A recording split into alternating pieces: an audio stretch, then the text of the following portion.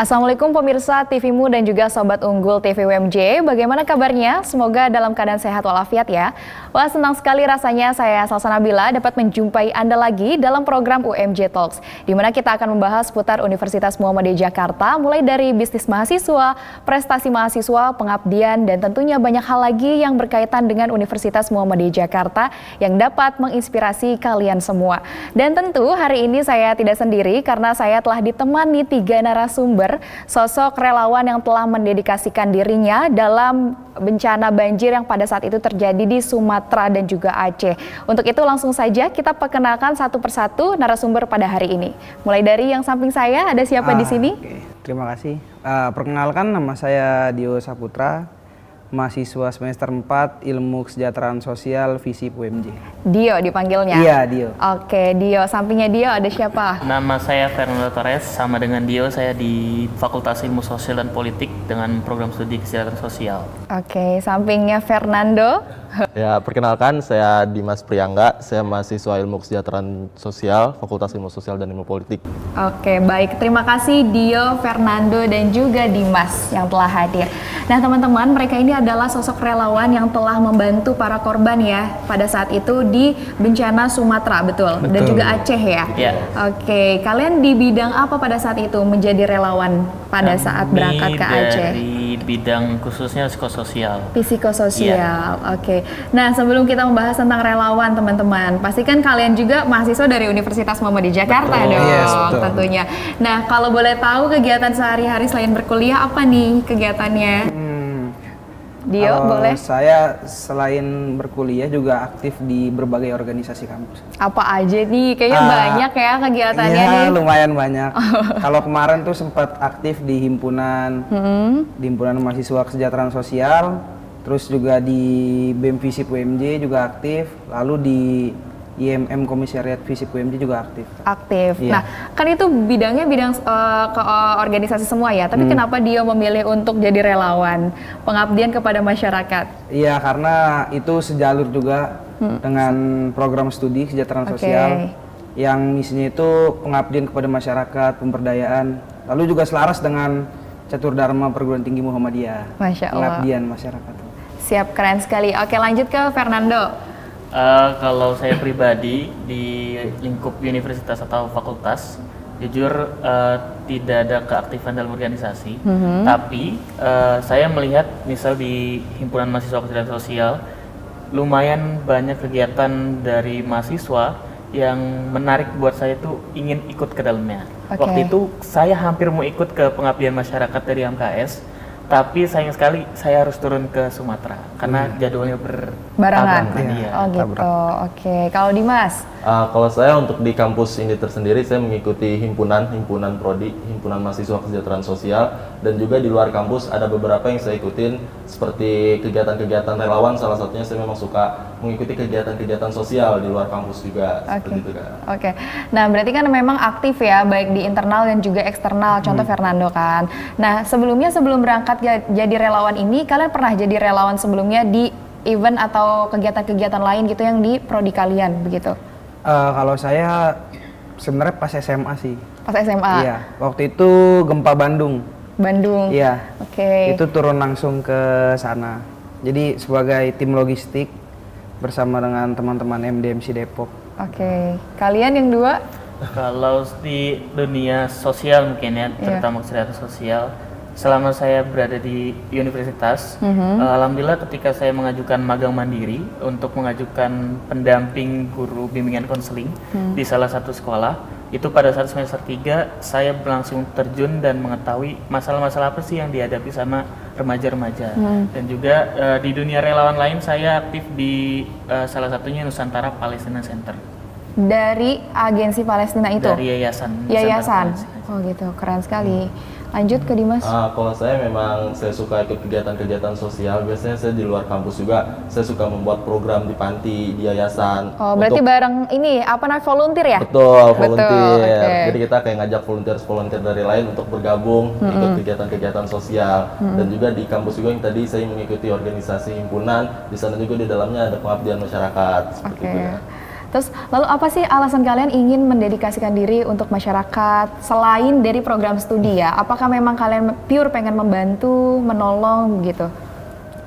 Iya, yang pertama karena emang ingin membantu masyarakat melihat teman-teman yang ada di Sumatera saat itu, terutama kan beritanya viral banget tuh, di IG, di Instagram, di TikTok juga bahkan viral.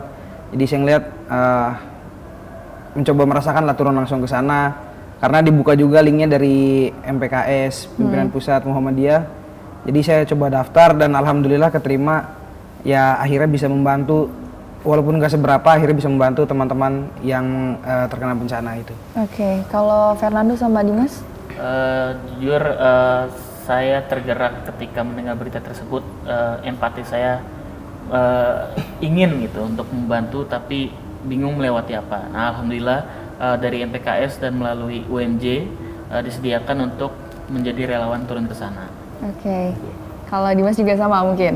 Ya kurang lebih mungkin sama ya. Ya saya pernah dengar kata-kata juga, sebaik-baiknya manusia adalah manusia yang bermanfaat bagi orang lain. Itu menjadi pacuan hidup saya juga. Jadi kenapa saya ikut kegiatan-kegiatan sosial, salah satunya juga ikut kegiatan relawan kemarin di Aceh juga. Itu menjadi salah satu dedikasi saya untuk bisa bermanfaat bagi orang lain juga sebenarnya Kak.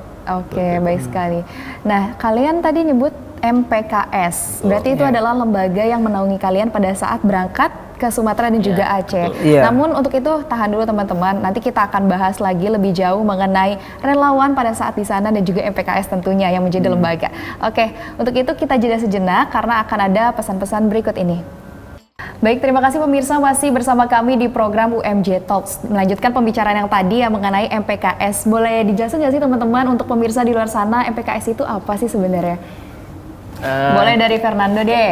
Dari MPKS itu adalah mungkin kalau misalnya kita aktif di organisasi, bisa dibilang salah satu bidang yang dinaungi oleh pimpinan pusat Muhammadiyah. Dan itu berada di struktur entah di pimpinan wilayah, daerah, cabang hingga ranting. Sebetulnya kita tergabung dalam korps, yakni Korps Relawan Kawan Muhammadiyah. Oh gitu, berarti ada naungannya ya, namanya korps itu ya? Ya, naungan paling tinggi dari kawanmu ini adalah MPKS. MPKS, oke. Nah teman-teman, pada saat kalian terjun ke lapangan, tiba di sana pertama kali yang kalian ingat apa impression kalian pada saat itu? Boleh dari dia dulu ya? Karena kalian berdua satu tempat kan, di Sumatera Utara ya. Kalau Dimas di Aceh. Oke, POV dari dia dulu. Kalau saya pertama datang ke sana itu tempatnya kayak terpencil itu. Jauh ya? Karena sangat jauh dari bandara kita berangkat lumayan Berapa lama dari bandara? 12 jam. Iya. Oh, gitu. Sekitar 12 itu berkendara dari bandara sampai ke lokasi menggunakan transportasi? Transportasi ya. Kita alhamdulillah disediakan oleh Polres tempat ya, atau dari Padang Sidimpuan kalau tidak salah, mobil travel. Mobil, oke. Apa impressionnya pada saat itu dia? Awal datang itu pertama itu panas banget di sana. Itu di sini kayaknya kalah panas sama di sana.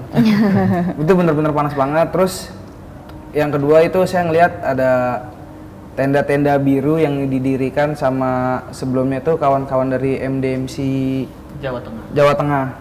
Nah itu dimana para penyintas itu di situ tinggalnya. Terus langsung turun dari mobil, perkenalan dengan warga setempat, dengan pimpinan-pimpinannya.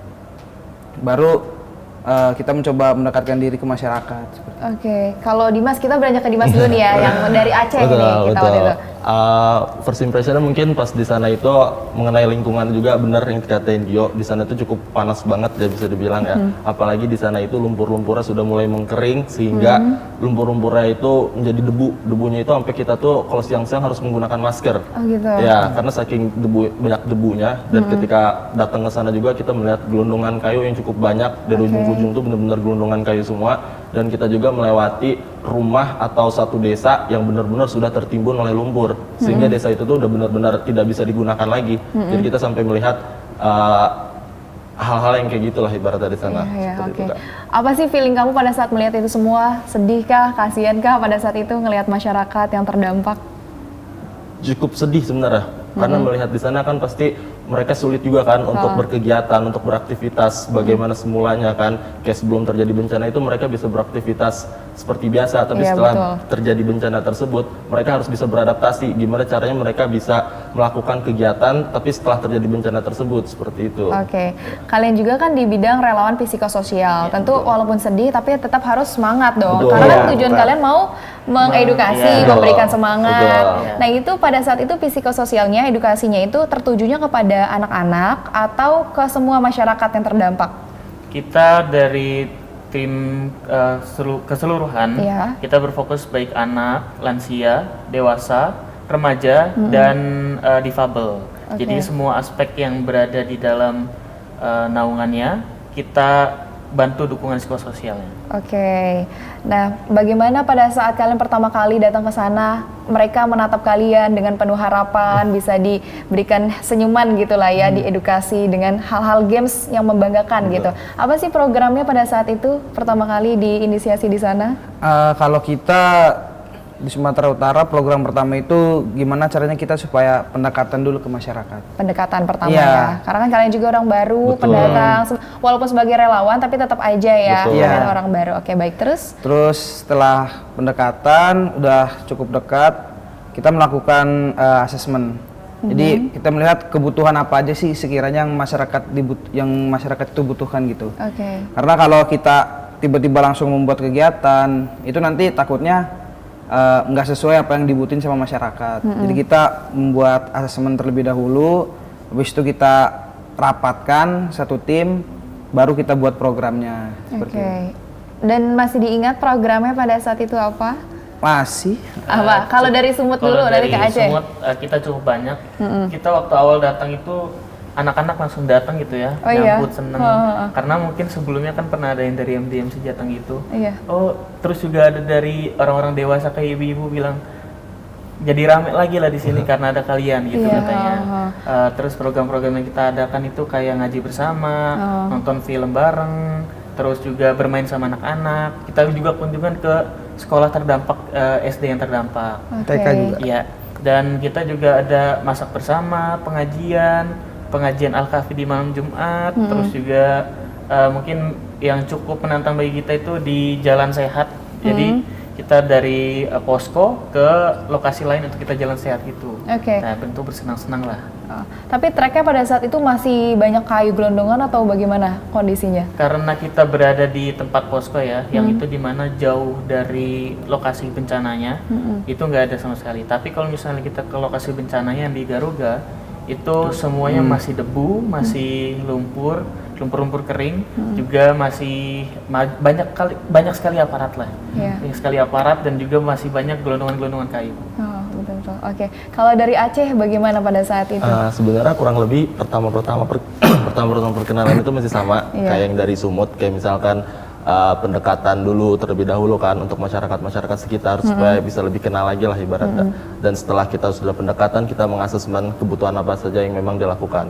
Dan setelah dari situ baru program yang pertama itu kita door to door atau kita datengin ke rumah-rumah yang memang benar-benar di pelosok dan di pedalaman. Jadi kita mendengarkan keluh kesah apa mereka yang keluh kesahkan. Iya, Nanti betul. dari keluh kesah itu kita bisa hubungkan, misalkan contohnya di dalam itu masih banyak yang tidak terrealisasikannya bantuan-bantuan, karena bantuan itu hanya sampai di depan-depannya saja, tapi nggak masuk ke gang-gangnya. Maka Oke. daripada itu kita coba hubungkan, di belakang tuh masih banyak para penyintas yang tidak mendapatkan bantuan. Jadi itu menjadi salah satu penghubung kita juga. Terus kedua itu kita ada ke anak-anak itu kita seperti bermain, kita bagaimana caranya supaya si anak-anak itu bisa mendapatkan perannya lagi lah, bermain dan juga belajar. Betul. Kita juga sama datang ke sekolah-sekolah, kita bahkan di sana itu ada sekolah yang memang sudah tertimbun oleh lumpur sehingga masih menggunakan tenda darurat. Jadi kita membantu memfasilitasi untuk belajar untuk terhadap anak-anak. Ya balik lagi kita mengembalikan peran dia sebagai anak-anak belajar dan juga bermain seperti Oke, itu. Kak. Oke, siap. Nah kalau masalah makanan tempat tinggal tadi kan kamu sempat nyinggung juga kan, membantu Betul. lah ya menghubungkan. Itu susah atau bagaimana sih teman-teman pada saat itu? Kalau saat itu sih lumayan susah. Posisinya pada setelah bencana kalian hadir di sana pasca bencana berapa hari kemudian? Sekitar sebulan. Sebulan setelah pasca bencana itu ya. Yes. Oke. Sekitar sebulan, 1 bulan. Dan itu terkait bantuan, emang agak susah gitu menjangkau ke keseluruhan masyarakat. Benar tadi yang kata dibilang Dimas, itu hanya masyarakat yang ada di depannya saja yang kelihatan gitu. Yang akhirnya dibagi ya udah cuman segitu aja. Cuman ketika masyarakat yang ada di belakang dan misalnya dia nggak mendapatkan tenda darurat, nah itu yang jadi masalah gitu. Karena ya dia mau nggak mau akan ke tempat tinggalnya lagi, walaupun misalkan rumahnya hancur, dia akan mungkin menumpang ke tetangganya ataupun di warung-warung yang buka. Oke, baik teman-teman. Terima kasih untuk jawabannya untuk saat ini ya. Karena kita akan jeda sejenak untuk pesan-pesan berikut ini. Baik, terima kasih masih bersama kami pemirsa di program UMJ Talks. Melanjutkan pembicaraan selanjutnya mengenai akomodasi makanan, distribusinya bagaimana pada saat itu, apakah berjalan dengan lancar teman-teman? Saat itu akomodasi makanan, kalau kita melihat dari sudut pandang masyarakat yang terkena bencana, itu mereka bilang distribusinya agak kurang gitu. Tapi kalau kita ngelihat sebagai orang yang menyimpan gitu, sebagai logistiknya, itu tercukupi karena emang disiapkan gudang ya saat itu, ada gudang logistik dan itu dibaginya secara misalnya seminggu sekali ataupun 2 minggu sekali. Nah itu baru dibagikan ke masyarakat gitu. Jadi mungkin masyarakat merasa kekurangan karena di rumah mereka misalnya terlalu banyak orang. Jadi harus dibagi-baginya tuh ya sedikit-sedikit. Jadi mau nggak mau mungkin mereka harus mencari tambahan lebih gitu kan. Dan ya itu yang menurut saya agak cukup sedih gitu karena melihat mereka juga kalau cari makanan itu kita pernah membantu sampai naik ke atas bukit gitu kan. Itu dengan berjalan kaki? Iya, naik ke atas dengan jalan kaki, terus dengan area yang cukup curam juga, banyak pohon-pohon sawit. Dengan resiko juga akan muncul kan banjir selanjutnya, sempat kan ada berita juga ya, hujan lagi lebat kan, itu dengan resiko seperti itu. Iya. Dan itu yang cukup saya sayangkan gitu, karena ya memang adanya segitu mau nggak mau dibagi-bagi gitu. Dan mungkin hal sedih lainnya ya, sedikit cerita. Jadi terdapat 2 posko sebetulnya di situ, ada posko Muhammadiyah dan posko yang disediakan sama pemerintah. Untuk posko yang di Muhammadiyah, alhamdulillah semuanya tercukupi. Namun menjadi persoalan adalah posko yang disediakan oleh pemerintah ini, yang berada di tempat dapur umum. Nah di situ tuh masih banyak ternyata penyintas-penyintas yang tidak semuanya mendapatkan bantuan. Jadi terpaksa mereka harus ke lokasi Lugaroga atau tempat banjirnya, dan beberapa juga, mohon maaf saya sebutkan, cukup banyak kayak anak-anak itu minta-minta di sana. Oh begitu, karena memang kurangnya untuk mendapatkan secara merata begitu ya teman-teman. Dan kita mau apa ya, mungkin kalau di bahasa Kristus itu intervensi juga sulit karena itu masalah keuangan dan keluarga. Hanyalah pihak kalian untuk membantu lah ya dari segi psikososial tersebut. Nah kalau di Aceh itu bagaimana pada saat itu, kamu ada tantangan atau hal-hal tersulit saat jadi relawan di sana? Kalau mengenai tadi kalau disebut tentang logistik, posisinya kalau di tempat kami itu memang sudah balik ke rumah. Balik ke rumah? Iya, posisinya karena setelah kita datang ke sana itu sudah hampir seminggu atau 2 minggu dari pengungsian ke rumah. Jadi memang untuk dapur darurat juga sudah mulai diberhentikan. Tapi di sana alhamdulillahnya sudah banyak masyarakat yang sudah berjualan mengenai sayur-sayuran dan segala macamnya. Apalagi di sana itu dekat dengan laut, sehingga makanan ikan tuh memang sering sekali kita makan ikan di sana karena memang sedekat itu dengan laut. Jadi mudah untuk kita mendapatkan ikan. Kalau untuk tantangannya itu tersendiri lebih ke budaya kultural juga yang memang berbeda dengan kita. Jadi bagaimana kita bisa beradaptasi di lingkungan tersebut itu menjadi salah satu tantangan yang cukup lumayan juga lah buat kita. Seperti itu Kak. Kalian ngerasa semangat gak sih ngeliat mereka posisinya baru kena kejebak bencana gitu kan, tapi udah mulai berdagang, berarti kan jiwa mereka juga udah kembali semangat lagi. Bagaimana posisi kalian pada saat itu? Membangun semangat kembali kepada masyarakat dan juga anak-anak. Jujur kami, terutama saya Dio dan kawan-kawan di Sumut lainnya, senang sekali, apalagi kita ada bantuan dari MDMC Tapatuli Selatan ya. Terus juga kayak misalnya orang tua mereka alhamdulillah mau untuk semangat kerja kembali dan juga mau untuk bersosialisasi, tidak cenderung menutup diri. Juga anak-anaknya antusias buat kita ajak main, ajak ngaji dan segala macam lainnya gitu. Oke, menarik sekali teman-teman. Memang perlu ada bimbingan untuk mereka karena kan ini sebagai betul. apa ya, memori ya sejak kecil untuk mereka mengingat nantinya gitu ketika Betul. dewasa. Nah, perlu adanya pembekalan dan juga pengawasan daripada kalian semua gitu. Apa sih yang kalian harapkan ketika menjadi relawan ini? Alhamdulillah telah selesai begitu. Setelah ini kalian ada nggak langkah lain untuk menjadi relawan lagi atau bagaimana? Boleh dari Dio nanti ke Dimas. Kalau saya harapannya ini sebagai pembelajaran ke diri saya sendiri, Iya. sebagai refleksi gimana menjalani kehidupan yang kita bisa ngelihat dari masyarakat yang terkena bencana gitu. Kalau kita bilang sabar ya Pak, udah sabar banget pasti mereka. Iya, betul. Kita yang disabar-sabarin balik malah. Begitu Iya. sama mereka. Jadi dia bilang ya semangat Pak, mari kita bangun kembali apa yang sudah ada dan jangan sampai berlarut-larut dengan kesedihan gitu, terutama kepada anak-anak gitu ya, yang mereka kalau bisa dilihat antusias banget gitu. Bahkan sampai sekarang kita masih berhubungan baik dengan anak-anak yang ada di sana, dengan para penyintas gitu, masih berhubungan baik. Dan kedepannya kalaupun saya ditugaskan kembali menjadi relawan, ya tentu saja saya akan ikut lagi. Baik, karena ini sebuah pekerjaan yang mulia juga ya teman-teman ya, bukan untuk mengharapkan apapun tapi Betul. membantu ya lebih Betul. tepatnya. Baik, nah untuk itu teman-teman kalau misalkan kalian melihat mereka, kalau mereka melihat kalian di sini, apa yang kalian ingin sampaikan untuk mereka di luar sana yang masih mengenyam pendidikannya, membangun kembali semangatnya begitu, boleh disampaikan. Untuk adik-adik, untuk kakak-kakak, untuk ibu-ibu dan bapak-bapak, semangat terus buat menjalani kehidupannya, semangat terus buat terus berprogres, terus melepas dari trauma-trauma yang ada. Dan di sini juga kami sangat rindu pada kalian. Mungkin tidak bisa dijelaskan secara spesifik, tapi yang pasti rasa ingin bertemu kembali, bermain kembali, berbicara kembali, bercerita kembali, itu akan selalu ada. Oke, baik. Terima kasih Fernando. Nah, mungkin kalau pesan-pesan untuk teman-teman mahasiswa di Universitas Muhammadiyah Jakarta, apa pesan kalian untuk mereka yang tentunya mungkin satu prodi sama kalian atau mungkin dalam satu naungan Betul. volunteer kegiatan, bagaimana dukungan kalian untuk mereka atau mungkin untuk kalian ke depannya, begitu. Boleh Dimas kalau mau disampaikan, silakan. Ya, buat relawannya juga berarti. Boleh, silakan. Tetap semangat buat kalian semua yang sudah menjadi relawan dan yang sebelumnya pengen ingin menjadi relawan juga, tetap semangat. Kalian sudah mengekspresikan keluh kesah kalian sudah bisa merealisasikan kegiatan-kegiatan sosial. Kalian hebat, nggak semua orang bisa seperti kalian. Semoga kedepannya kalian bisa terus berkomitmen menjadi relawan, menjadi volunteer apapun itu kegiatan sosial. Kita ingin mengikuti relawan lagi, tapi kita tidak berharap ada bencana atau ada kegiatan-kegiatan yang lainnya yang memang merugikan bagi masyarakat. Tapi intinya tetap terus semangat untuk membantu masyarakat untuk bisa menjadi manfaat bagi orang lain dan bagi banyak orang. Terima kasih, Baik, Kak. terima kasih. Keren sekali untuk kalian semua. Good job. Terus semangat ke depannya dan jangan pantang menyerah, oke?